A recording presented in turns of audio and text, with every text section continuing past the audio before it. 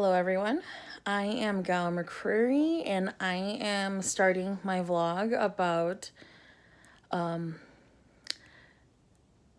domestic abuse and just empowering women in general, and to prevent this from happening to anyone else. So, I'm going to start with high school. High school is pretty rough, but high school always is. It's never easy, but looking back at it, it's never as hard as life itself. And people just need that encouragement and that support system to get through it. So in high school, I was the musical junkie whose godparents were the music teacher and the voice teacher, and they had my back. And I loved high school. It was great.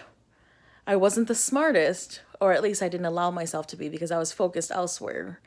But I wasn't, near the bottom. And, being Hmong American was really rough. It's really hard because you kind of go through an identity crisis. And am I American or am I Hmong? And just growing up, you find that you have to take the two cultures and mix them together because you're Hmong and you're American. So that was a struggle for me. And not on top of that, I'm a teenage girl. I have raging hormones. I have low self-esteem, and I didn't think that I was likable by guys.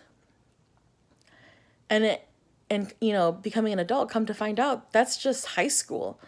In high school, guys want the most beautiful girl with the perfect body and all that stuff, and they figure out that's not real. That's not how everything is. So, to all the girls out there, if nobody likes you in high school, guess what? It will pass. That's not real. That supermodel who walks down the runway super skinny, big chested, big hips, that's not real. Real women have curves. Real women don't have curves. We come in all shapes and sizes, and we need to back each other up. We need to empower each other instead of tear each other down. That's one of our issues in the US, is that we're too busy criticizing each other instead of empowering each other.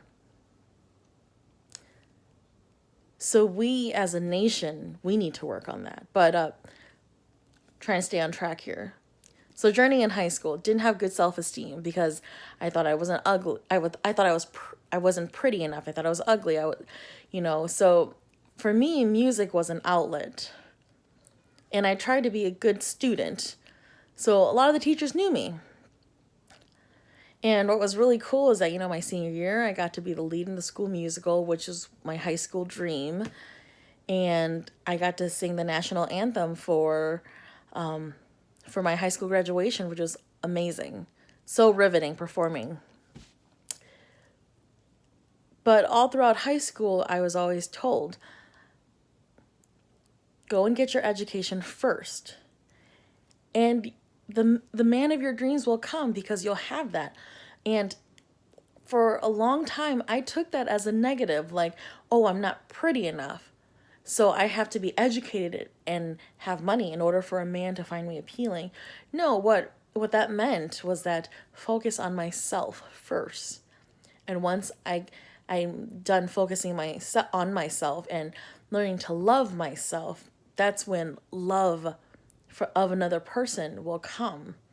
Once I accept myself and love myself and empower myself and see that I am an individual and I can I can be anything I want, then that's when love will come. Well, now that comes to when I first met him. So I won't use his real name, so we'll call him Matt.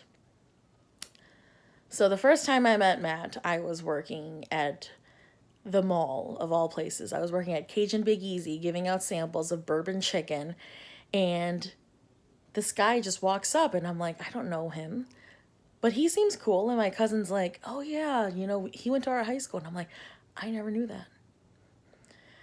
We started talking, and things just really took off really fast, and I think that had to deal with the fact that I just had such low self-esteem that now a guy was finally paying attention to me.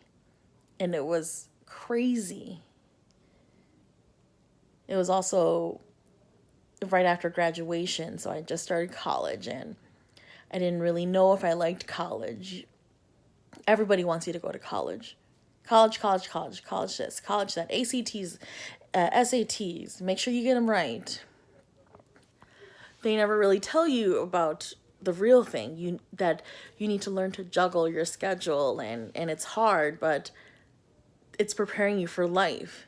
And those are some of the life lessons that I didn't take seriously. Well, now I met this guy, and his name's Matt, and he's not the worst looking guy, but he's not the best looking guy either. But he was into me, so why not? Why not give it a chance? Why not put myself out there? I've been so reserved for so long, just thinking that I wasn't pretty enough. Well, maybe I need some guy to help me feel pretty, to make me feel pretty.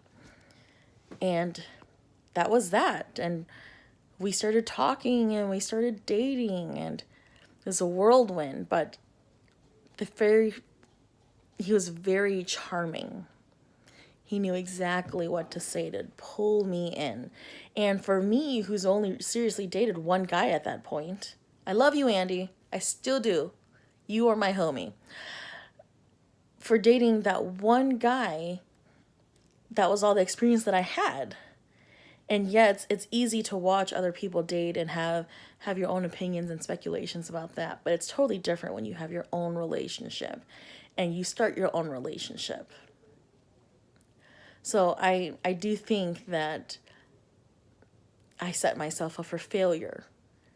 But, every teen does, and that's what life is. You learn from your mistakes. And when I met him, he was super smooth. He knew exactly what to say. And little did I know, he was equally as insecure as I was. And at that point, I was only a couple weeks into college. I was going to UW Milwaukee, and I signed up for classes, but then I didn't fill out the right paperwork. So then I ended up not being in the system. So then I had to jump through hoops to get into college. And then once I did that, I met this guy named Matt, and he's cute and he's charming and he's funny and he says all the right words.